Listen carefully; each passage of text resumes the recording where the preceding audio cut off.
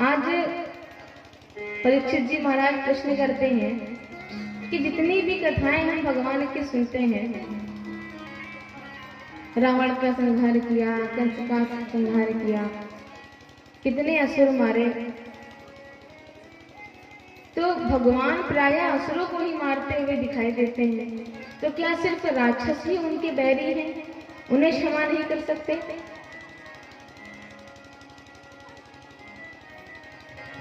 और आप कहते हैं कि भगवान सबको समान रूप से देखते हैं। तो कृपा करके ये बताइए कि भगवान समदर्शी कैसे हो? सुखदेव जी कहते हैं, देखो शिशुपाल जब गालियां दे रहा था तो क्या उसको पता था कि उसको गाली दे दे के उद्धार उसका हो जाएगा? वो तो बस शत्रु बनाए बैठा था।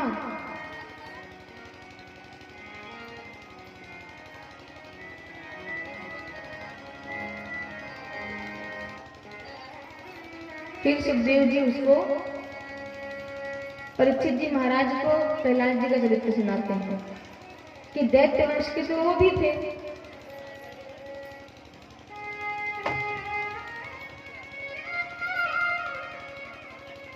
हिरण्यकश्यप के 4 बेटे हुए, राज, अहलाद, अनुराग और प्रहलाद।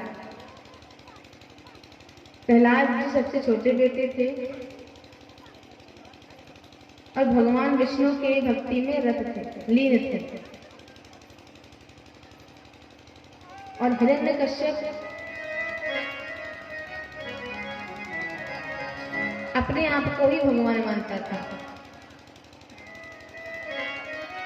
कि मैं प्रजा का राजा हूं, तो तुम्हारे लिए मैं ही भगवान हूं। वो क्या करता है,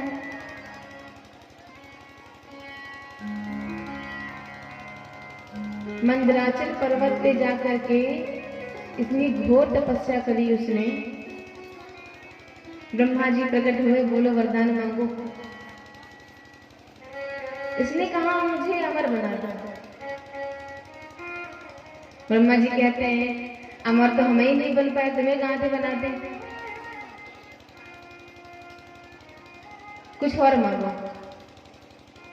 तब तो महाराज इसने इतने वरदान मांग डाले, ना आकाश में मरूं, ना पाताल में मरूं, ना अंदर मरूं, ना बाहर मरूं, ना अस्त्र से मरूं, ना शस्त्र से मरूं, ना इंसान से मरूं, ना जानवर से मरूं।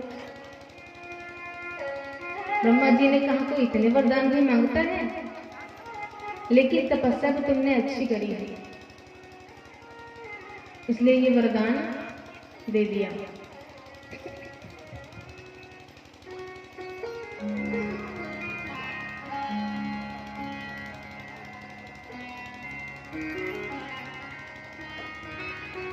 अब इसने जो आतंक फैलाना शुरू किया, देवताओं से सारा कार्य कराए, जगह जगह इसने आतंकवाद फैलाना शुरू कर दिया, सभी पाप करना शुरू कर दिया और अपने प्रजा में घोषणा कर दी कि कोई भगवान की पूजा नहीं करेगा। तुम्हारे सामने मैं हूँ, पालन पोषण मैं करता हूँ, प्रजा का राजा मैं हूँ, तो मेरी पूजा होनी चाहिए। और सब इसके डर से भगवान को पूजना, सभी देवतागण भागे भागे भगवान विष्णु के शरण में गए। भगवान ने कहा, समय की प्रतीक्षा करो, हम जल्द ही आने वाले हैं।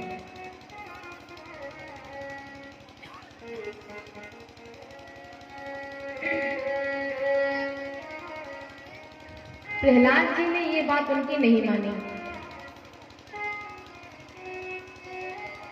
उनको बचपन से ही कृष्ण के नाम का ग्रह लग गया था।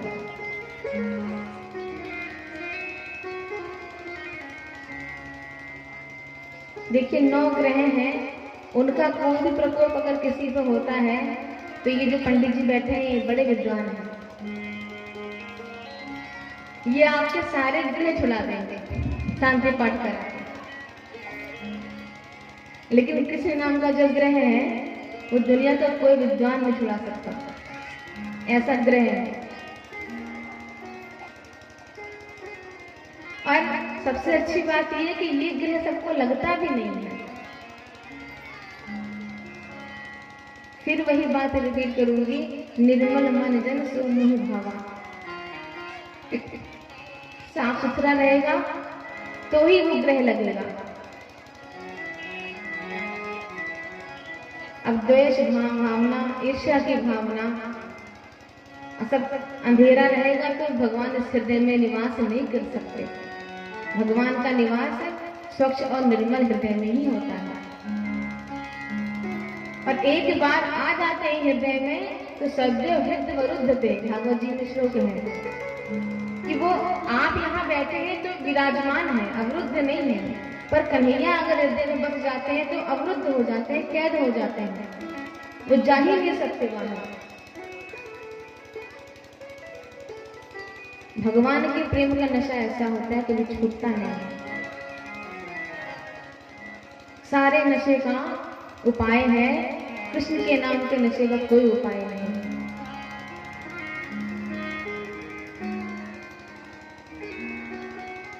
कृष्ण माने होता है काला, तो काले रंग पे कोई दूसरा रंग चढ़ता है?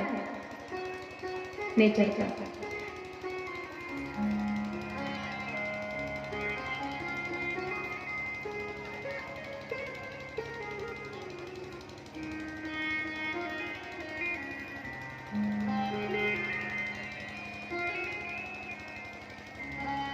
प्रहलाद जी को गुरुकुल में भेजा गया।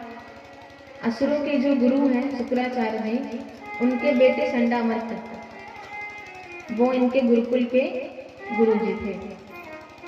क्या सिखाते थे? छल नीति, कूटनीति, जितने भी पाप कर्म हैं वही सिखाते थे इनको। लेकिन बात कुछ समझ में नहीं आती थी। इन्होंने कोई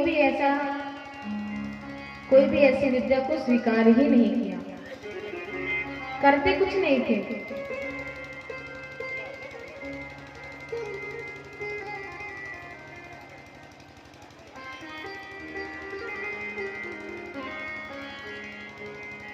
और विद्यालय का नाम हिरण्यकश्यप ने क्या रखा?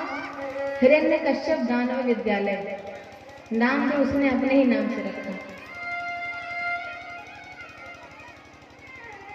एक बार पिताजी गुरुकुल में अपने पुत्र से मिलने के लिए आए। छोटे से प्रहलाद जी दौड़ते दौड़ते पिताजी ने गोद में उठा लिया, हृदय से लगाया, बड़ा प्रेम किया। फिर पूछा कि इतने दिनों में तुमने गुरुकुल में कौन सा पाठ सीखा?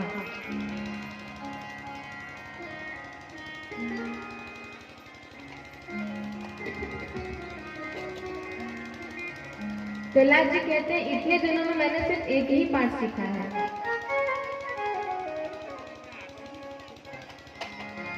कि घर गृहस्थी को समय से त्याग करके वन में जाकर के भगवान के नाम का संकीर्तन करना चाहिए, भगवान की भक्ति करनी चाहिए।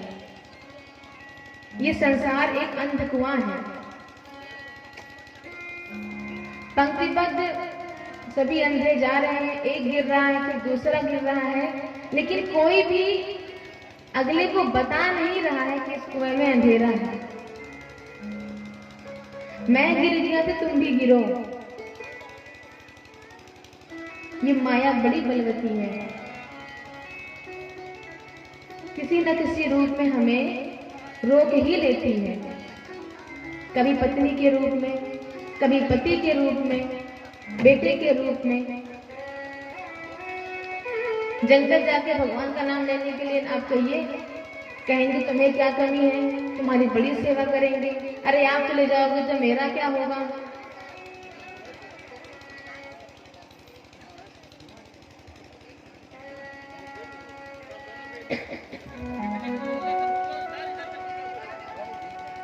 तो इस अंधकुएं से ये सारे रिश्ते निकलने ही नहीं देते। यही तो माया है।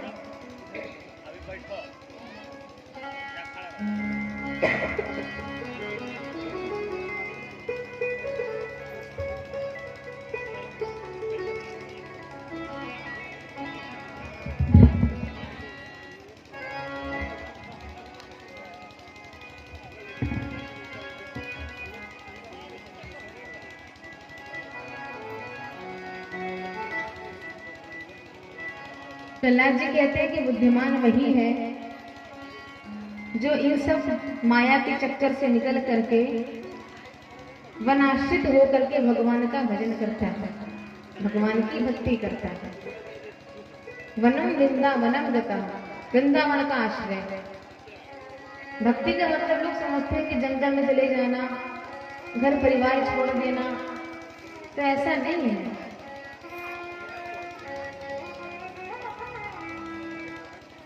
संसार में रह करके भी संसार का असर अगर ना चढ़े, घर परिवार में रह कर भी किसी से मोह ना हो,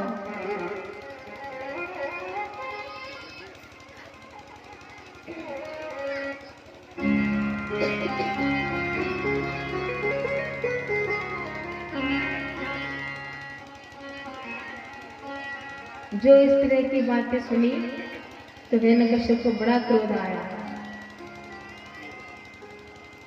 इतने प्यार से बच्चे को गोद में लिया था, गोद से उतार दिया। क्रोध को शांत करते हुए सोचा कि बच्चे तो ना समझ होते हैं, इसे क्या पता ये क्या बोल रहा है। इसके गुरु ने जो पढ़ाया होगा वही पढ़ के बोल रहा है। पिता ने कहा, बेटे प्रहलाद, तुम अपने गुरु जी को बुला कर लो।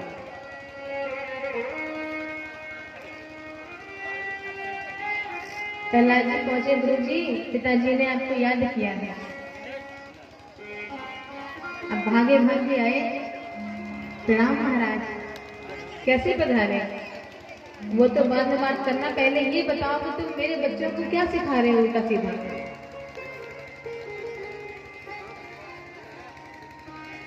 संध्यावल्लभ जी कहते हैं कि मैं तो वही सिखा रहा हूँ जो आपने बताया है।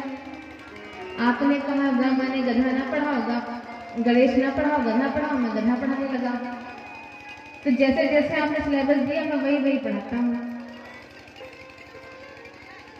हिरण्यकश्यप कहते हैं कि झूठ बोलते हो, अभी मेरा पुत्र मुझसे कह रहा है कि वन में जाकर के भगवान का नाम लो, घर परिवार छोड़ के भगवान के आश्रित हो जाओ। गुरु जी बहुत घबराए, बोले महाराज गंगा जल उठवा लो, मैंने ऐसा कोई पढ़ाई नहीं पढ़ाई उसको, मुझे नहीं पता कि उसने कहाँ से ये सब सीख लिया है।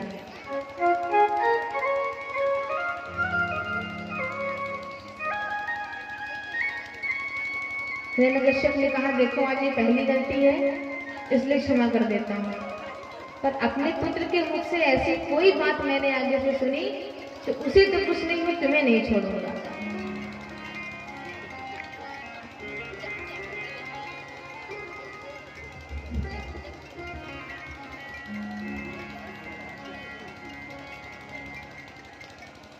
प्रहलाद जी को लेकर के गुरुकुल के अंदर आए, हिरण्यकश्यप मिलकर के चले गए। अब बड़े प्रेम से गुरुदेव प्रहलाद जी से प्रश्न करते हैं, वत्स प्रहलाद भद्रम ते सत्यम कथे मां मृषा, कि बेटे प्रहलाद तुम्हारा कल्याण हो। बड़े प्रेम से समझा के पूछा कि तुम ये जो उल्टी सीधी बातें कर रहे हो तुम्हें कौन सिखा रहा है? मैं तो कभी तुमने तुम्हें नहीं सिखाया, फिर तुम्हारी इस तरह की बुद्धि किसने खराब करी?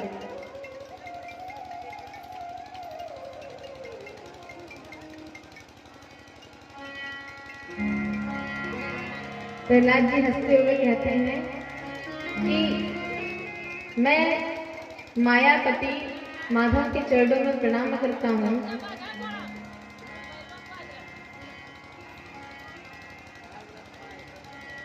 माया का ऐसा असर है कि जीवों के कल्याण की जो बातें करता है उस बात को उटपटांग बातें कही जा रही है। उस बात पर गुरु जी को इतना क्रोध आया, बोले मूर्ख, तू मुझसे पढ़ने आया है कि मुझे पढ़ाने आया है? सुखदेव जी कहते हैं, परीक्षित, ये गुरुदेव नहीं डांट रहे हैं, ये मास्टर जी डांट रहे हैं, जो हर महीने तनख्वाह पे लगे रहते हैं। मास्टर कौन होता है? मासे मासे रूप कारणी इति मास्टर, जहां एक तारीफ आई नहीं कि उनको बस अपने वेतन से मतलब है। गुरुदेव भगवान तो वो होते हैं जो अपने गौरव की रक्षा करके उच्च आसन पर अपने योग्यता से बैठता है और सम्मान दे करके शिष्य उनके चरणों में बैठता है।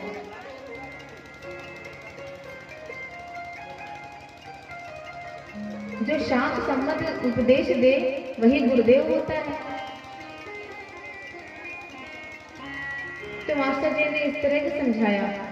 समय बीता, एक बार संडामक जी प्रहलाद जी को घर लेकर गए छुट्टियों में। माता कयाधु ने बड़े प्रेम से साज श्रृंगार किया और कहा, जाओ पिताजी से आशीर्वाद लेकर आओ, मिलकर आओ। प्रहलाद जी को पिताजी ने फिर से गोद में उठाया, प्यार दुलार किया और फिर से वही प्रश्न किया कि अच्छा ये बताओ, तुमने गुरुकुल में सबसे अच्छा अब तक क्या सीखा? अब प्रहलाद जी अपने गुरुदेव की तरफ देखते हैं और कहते हैं, गुरुदेव देख लीजिए, पिताजी जब भी पूछते हैं बढ़िया पाठ ही पूछते हैं, तो घटिया क्यों नहीं बताऊंगा। अब प्रहलाद जी सुना बैठे नवदा भक्ति। श्रवणं कीर्तनं विष्णु स्मरणं पाद सेवनम्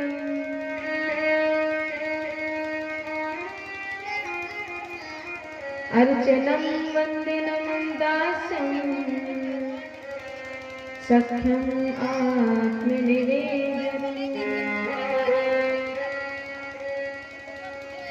9 प्रकार की भक्ति का जो प्रहलाद जी ने बखान किया, विस्तार किया, क्रोध में एकदम पागल हो गया। इतने प्यार से अपने बेटे को जो गोद में उठा के रखा था, धरती पर पटक दिया। तलवार निकाली और बेटे के ऊपर ने सीधा गुरु जी के कंधे पर। गुरु जी बहुत घबराए। गुरु जी ने कहा, चाहे जिसकी कसम खा लो महाराज, मैंने इसको ऐसा कुछ भी नहीं पढ़ाया है और मैं ये भी कहता हूं कि इसको किसी और ने भी नहीं पढ़ाया है। क्या मतलब? बोलिए षड्यंत्र है, ये पढ़ा पढ़ाया पैदा हुआ है। ना मत पीड़ितम ना पर पीड़ितम सुतो वदश्येत वेन्द्र शत्रो नैसर्गिकीयं मतिरस्य राजन् नियक्षमन्यं कदिदास्म्यमाना। ना मत पीड़ितम ना पर पीड़ितम, मैंने नहीं पढ़ाया है, किसी और ने भी नहीं पढ़ाया है। तो फिर बोले नैसर्गिक ये मत रस राजन, ये इसकी मति ही ऐसी है, ये पैदा ही ऐसा हुआ है, ये पढ़ा पढ़ाया पैदा हुआ है।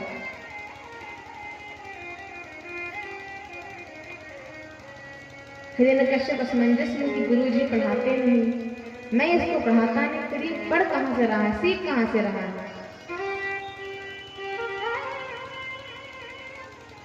प्रहलाद जी मुस्कुराकर जवाब देते हैं,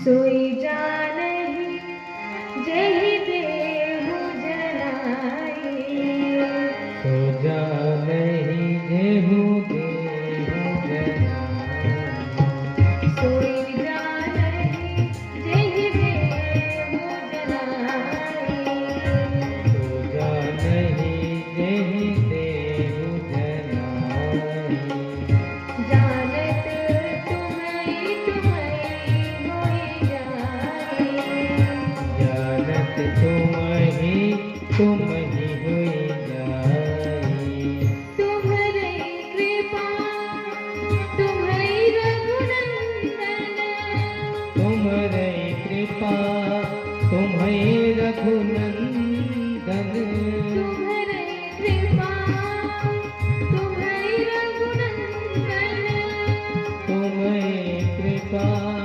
तुम्हें रघुनंदन जाने भगत भगत जाने भगत भगत और चंदन मूकं करोति वाचालं पंगुं लङ्घयते गिरिं यत्कृपातमहं वन्दे परमानन्दमाधवं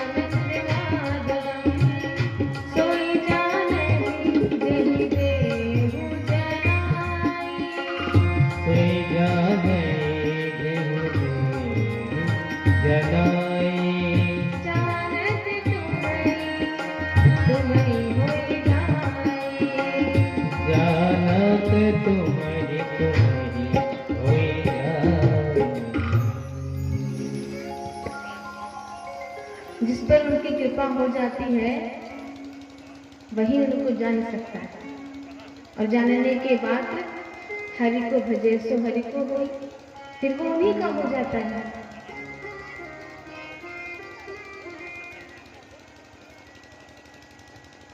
इस बात पर हिरण्यकश्यप के तो क्रोध का पारावार ही ना रहा।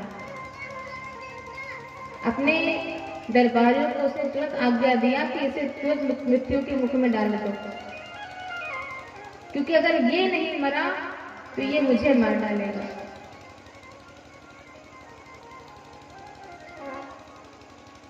इसकी भक्ति ही मेरे मृत्यु का कारण है।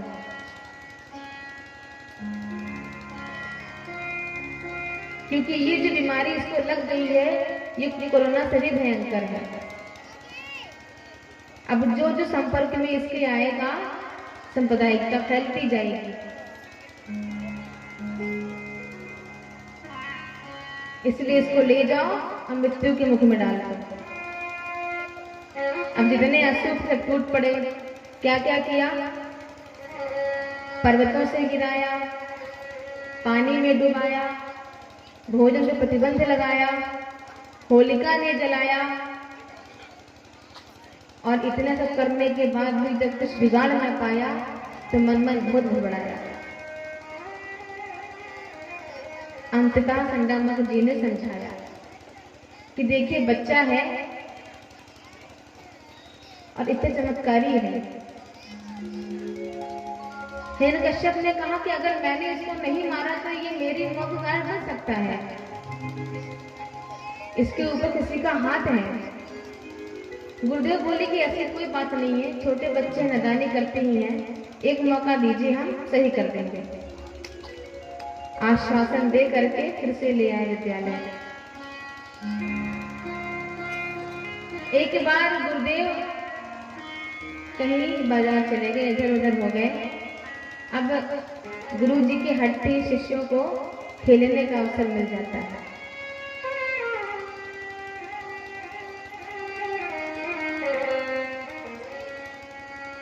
प्रहलाद जी ने अपने मित्रों को इकट्ठा किया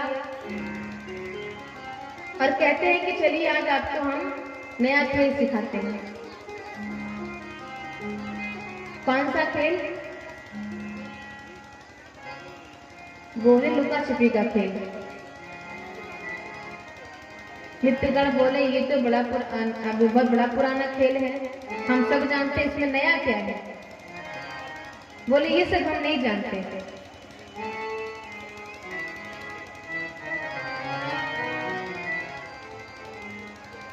सब मित्रगण मान गए खेलने के लिए। प्रहलाद जी कहते हैं देखो जीवात्मा और परमात्मा दो मित्र हैं।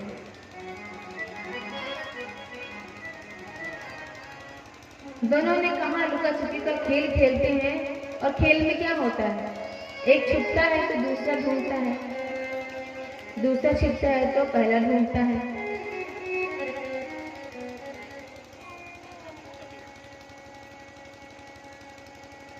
जीवात्मा ने कहा पहले हम छुपेंगे, परमात्मा ने कहा ठीक है।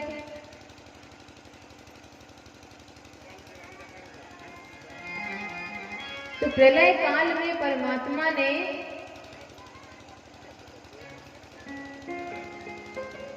सभी सांसारियों को, जीवात्माओं को अपने उदर में लीन कर लिया, और सृष्टि का निर्माण करते समय एक एक को ढूंढ के निकाल के रख दिया। फिर परमात्मा ने कहा कि मैंने तुम सबको ढूंढ लिया है, बात समझने की कोशिश करिए।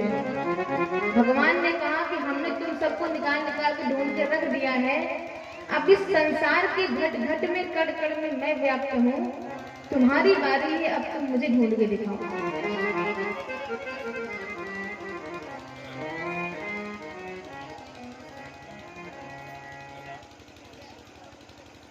मित्रगण कहते हैं प्रहलाद, तुम्हारी बातें तो बड़ी सुंदर हैं, बड़ी जोरदार बातें करते हो, पर एक बात बताओ, गुरुवर तो ये सब पढ़ाते नहीं,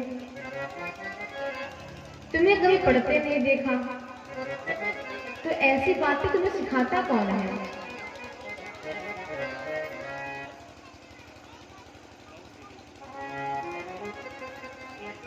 प्रहलाद जी कहते हैं कि ये जीवन जो हमें मिला है, इस माया मोह में फंस करके हम मति को इतना मलिन कर चुके हैं कि ये भूल गए हैं कि हमें कभी मरना भी है। दो चार ठिकाने लगा के आते भी हैं, तब बड़ा वैराग चढ़ता है कि संसार में कुछ रखा नहीं है। कल शाम को ही हमारे साथ जलपान कर रहा था और आज देखो, आज उसको हम चार कंधे पे लेके जा रहे हैं। आज से सारा काम धंधा बंद, भगवान का भजन करो, साथ में वही जाने वाला है। तो जब तक वहां मरघट पर रहते हैं, सारी गीता भागवत याद हो जाती है। अब जैसे वहां से आते हैं, हाथ पैर धो के, नहाया धोया, सब ज्ञान धो के चले जाते हैं। फिर से वही दुकान, वही परिवार, संसार में फिर से लीन हो जाते हैं।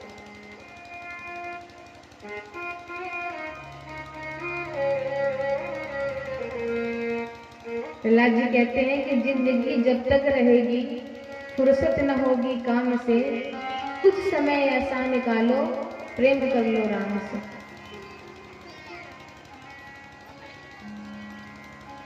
अगर हमारा 100 वर्ष भी है कलयुग में, हालांकि आज 50 साल के बाद कोई टिकता नहीं, मुश्किल है,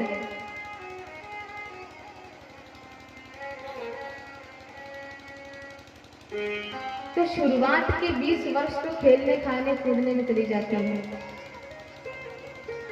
20 यहाँ से चला गया, 80 के बाद 100 तक 20 वहां से निकाल दीजिए, क्योंकि शरीर किसी हालत में नहीं रहता कि हम तीर्थ धाम कर सकें, भजन कथा सुन सकें, ध्यान लगा सकें।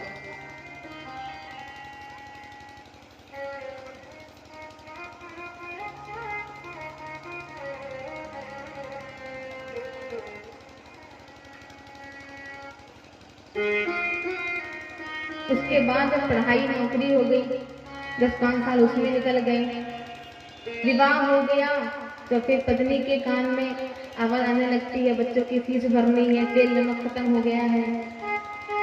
50 साल तक इसी में चला जाता है। फिर बच्चे बड़े हुए तो उनके नाती पोते में लग जाते हैं। प्रहलाद जी कहते हैं, बोलो भजन कब करोगे?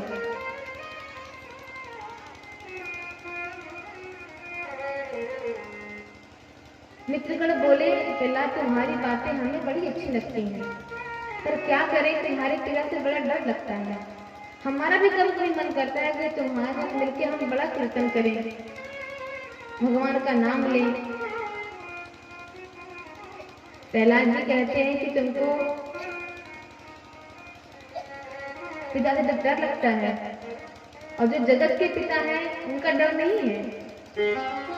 जब वो मेरी रक्षा करते हैं तो क्या तुम्हारी रक्षा नहीं करेंगे?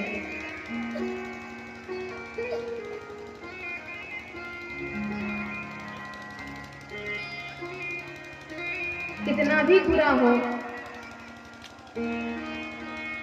कैसा भी प्राणी हो, हरि को भजे सो हरि को हो। जो भगवान को भजता है, भगवान उसे अपना लेते हैं, भगवान स्वयं रक्षा करते हैं उसकी।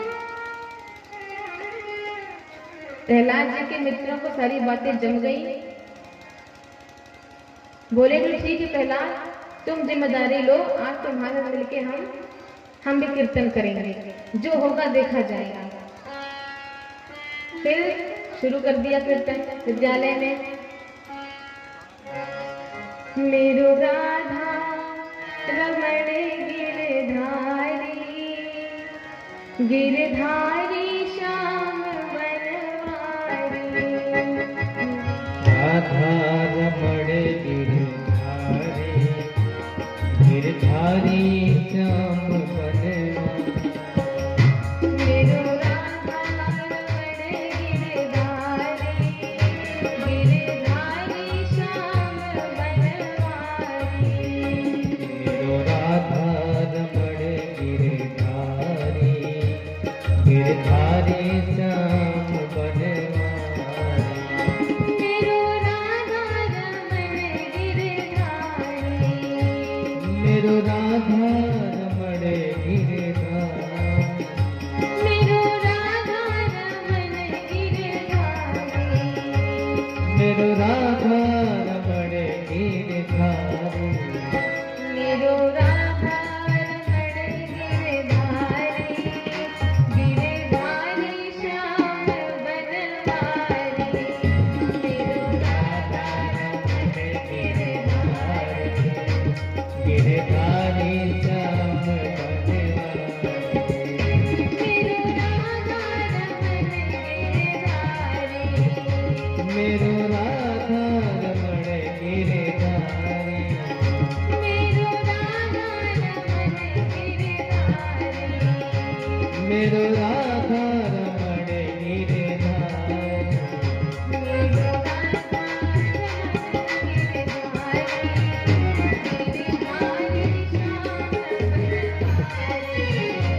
मेरो राधा गिरधारी श्याम बनवारी। सब भक्त मिलकर जोर जोर से कीर्तन करने लगे। गोविंद मेरो है, गोपाल मेरो है। गोविंद मेरो है, गोपाल मेरो है। गोविंद मेरो है, गोपाल मेरो है। गोविंद मेरो है, गोपाल मेरो है। गोविंद मेरो है, गोपाल मेरो है। गोविंद मेरो है, गोपाल मेरो है। गोविंद मेरो है, गोपाल मेरो है। गोविंद मेरो है, गोपाल मेरो है।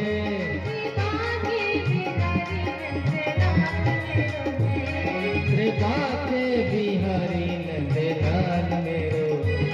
गोविंद मेरो है, गोपाल मेरो है।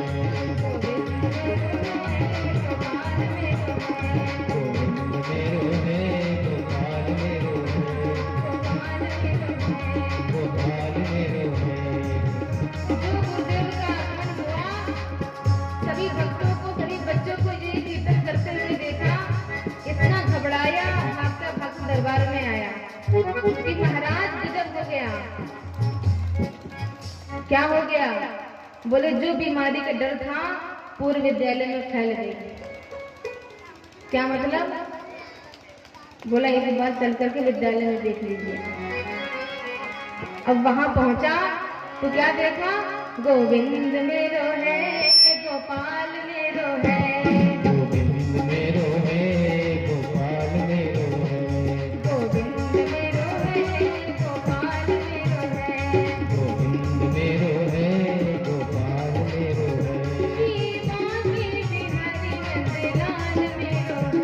श्री बांके बिहारी नंदलाल मेरो है।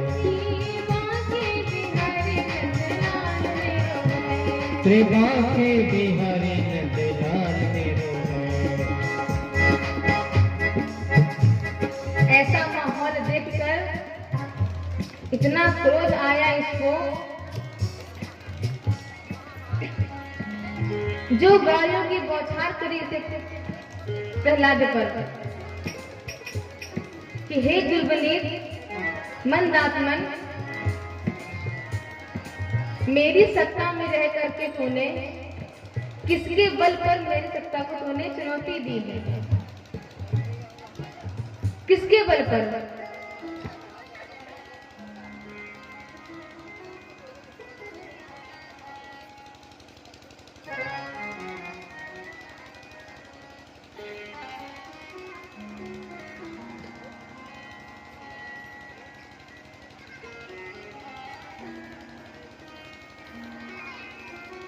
प्रहलाद जी ने कहा, बड़े धीमे से स्वर में कहा, शांत स्वर में,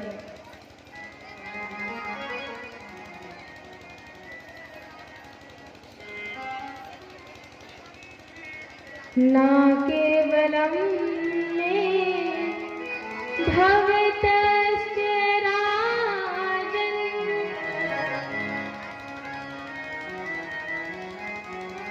कि वो 3 लोक के स्वामी हैं। ना केवलम में भवतश्च राजन्, उनका बल सिर्फ मुझ में ही नहीं, आप में भी है, इस संसार के कण कण में विद्यमान है।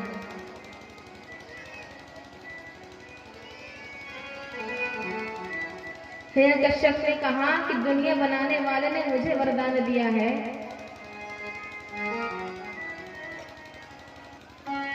प्रहलाद जी कहते हैं कि आपको जिसने बल दिया है, मेरे परमात्मा उसको भी बल देने वाले हैं। आप ब्रह्मा जी की बात कर रहे हैं ना।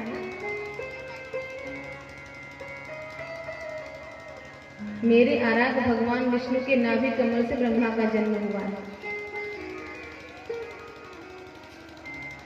मेरे परमात्मा आपको बल देने वाले को भी बल दिया है। अच्छा, सभी जगह व्याप्त है? बोले हाँ। तो हर जगह व्याप्त है तो दिखता क्यों नहीं?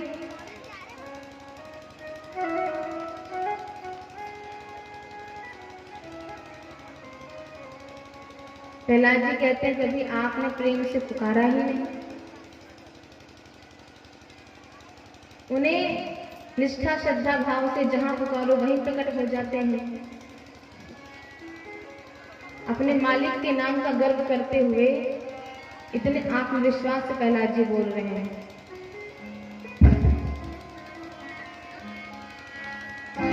प्रहलाद जी कहते हैं, ईशावास्य निधन सर्वम, प्रभु कहाँ नहीं है?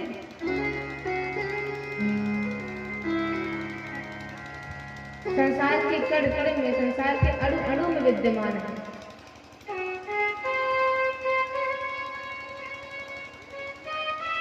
एक खंभे की ओर इशारा करते हुए पूछा कि क्या तेरे भगवान इस खंभे में भी है?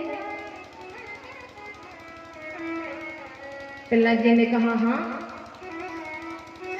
तो भगवान कहाँ? जहां भक्त की हाँ भगवान वहां। क्रोध में अट्टहास करता हुआ गदा लेकर खंभे की ओर बढ़ा।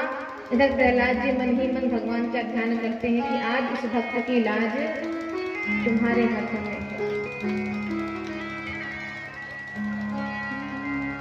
अब सौंप दिया इस जीवन का सब भार तुम्हारे हाथों में। एक बार प्रभु के चरणों में शरणागति करके तो देखो। हम विश्वास करते हैं पर अपने बैंक बैलेंस पर, अपने प्रॉपर्टी पर इतना कमा के रखा है, किसी के आगे हाथ पसारने की जरूरत नहीं है।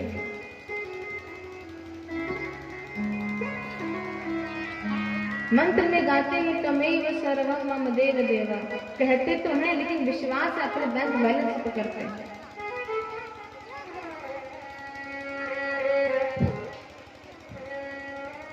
मन ही मन प्रहलाद जी ने भगवान का ध्यान लगाया और जो उसने अट्टहास करके खंभे पर प्रहार किया कि खंभा वहीं पे चूर चूर हो गया।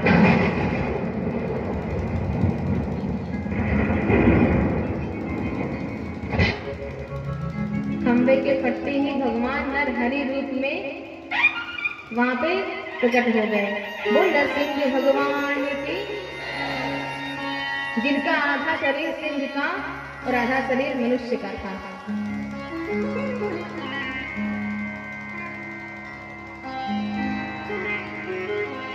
जो ऐसा अद्भुत स्वरूप देखा भगवान का, इतना कांप गया कि ये कैसा भगवान है, न मनुष्य में है न जानवर में है। थोड़ी देर तक जैसे गरुड़ एक सर्प से खेलता है और मौका पाते ही निकल जाता है, उसी प्रकार भगवान थोड़ी देर उससे युद्ध का खेल खेलने लगे और जो ही समय देखा सायंकाल का, उठा करके देहरी पर बैठ गए, अपनी जांघ पर रखा और सारे वचनों को सिद्ध किया। कहा देखो न दिन है न रात है, ना तो घर के भीतर है न घर के बाहर है, ना तो धरती में है ना तो आकाश में है। और एक वरदान था, ना अस्त्र से मरूं ना शस्त्र से मरूं। भगवान ने अपने नखाग्र से उसके उदर को फाड़ करके आंतों को निकाल करके माला पहन ली। बोल नरसिंह भगवान की, वो कृष्ण कन्हैया लाल की।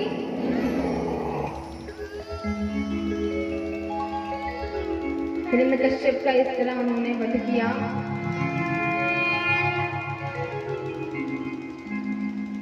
लेकिन भगवान का कोप जो था वो अभी तक शांत न हुआ। इधर उधर दहाड़ मार रहे हैं, कोई भी सामने आ रहा है तो बिना स्तुति किए ही भागे जा रहा है। सभी देवता भागे भागे मां लक्ष्मी की शरण में गए कि आप ही उन्हें शांत कर सकते हैं। भगवान बड़े क्रोध में हैं। मां लक्ष्मी कहती है कि मेरे प्रभु तो शांता कारण है, परम शांत है। देवताओं ने कहा एक बार चलकर देखो तो सही क्या हाल है, कितने परम शांत हैं। मां लक्ष्मी 16 श्रृंगार करके आरती की थाल सजा करके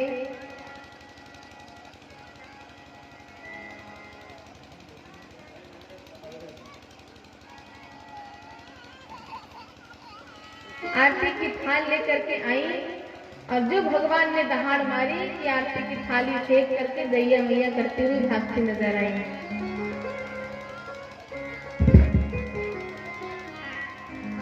मां लक्ष्मी कहती है कि अपने स्वामी का इतना उग्र रूप मैंने पहले कभी नहीं देखा। अब देवताओं के होश उड़ गए कि जब मां लक्ष्मी उन्हें शांत ना कर सकी तो अब ये शांत कैसे होंगे।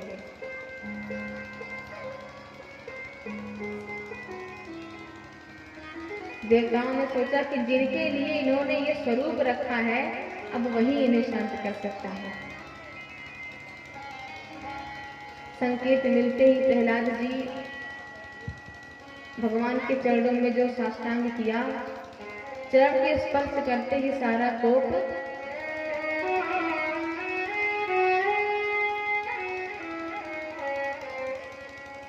क्रोध था वो आंखों से बरसने लगा अश्रु के रूप में। प्रहलाद जी को गोद में बिठा करके इतना वात्सल्य इतना प्रेम लुटाया। सिंह का रूप बनाया था ना, जीव से इतना प्रेम से चाट रहे हैं जैसे कोई पालतू कुत्ता अपने मालिक को देख करके प्रसन्न हो जाता है।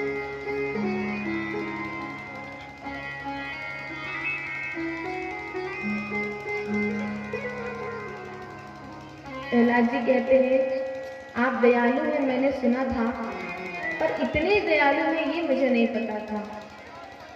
मुझे लगता है कि इतना सौभाग्य तो मां लक्ष्मी को प्राप्त नहीं हुआ होगा। ब्रह्मा जी आपके पुत्र हैं, पर मुझे यकीन है कि इस तरह का प्रेम आपने कभी उन्हें भी नहीं दिया होगा कि स्वयं अपने गोद में बिठा करके प्रेम कर रहे हैं। भगवान क्षमा मांग रहे हैं कि मुझे आने में बड़ी देर हो गई है। तूने मेरे लिए कितनी ताड़ना सही।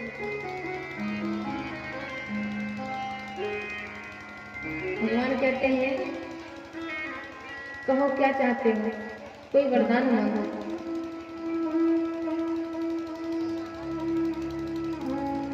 प्रहलाद जी ने कहा देखिए लेन देन व्यापारियों के बीच में होता है, विनिमय कभी भक्त और भगवान में नहीं होता है। मैंने जो आपकी भक्ति करी है, आपसे प्रेम किया है, कुछ पाने के लिए नहीं किया। भगवान ने कहा तो तुम नहीं मांगते हो, पर मैं देना चाहता हूं कि अपने पिता के स्थान पर तुम उनकी सत्ता को संभालो। प्रहलाद जी कहते हैं इसमें आपने क्या दे दिया, वो तो अपने संग में मरते फिर भी मुझसे मिलता, इसमें आपने मुझे क्या खास दे दिया। तो फिर बोले जब देने का नाम लिया है तो एक चीज देते हुए जाओ।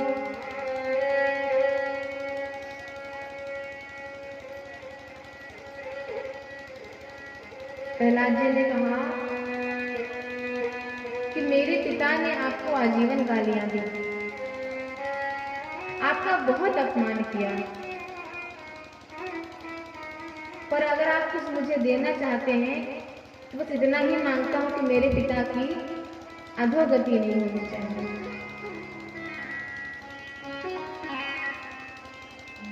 उनका आप कल्याण करें।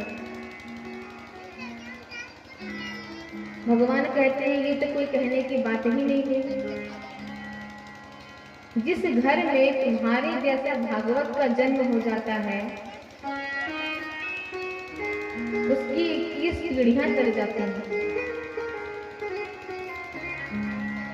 तो तुम्हारे पिता की अधोगति कैसे हो सकती है।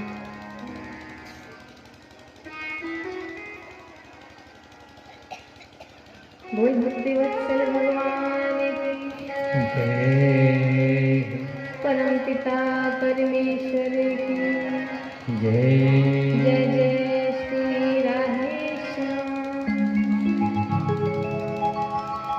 सुखदेव जी कहते हैं कि बताओ, दैत्य वंश के थे प्रहलाद जी, पर वो स्वयं कहते हैं कि जितना प्रेम मुझे मिला है भगवान ने अपने पुत्र ब्रह्मा जी को भी नहीं दिया है। तो भगवान पक्षपाती कैसे हुए।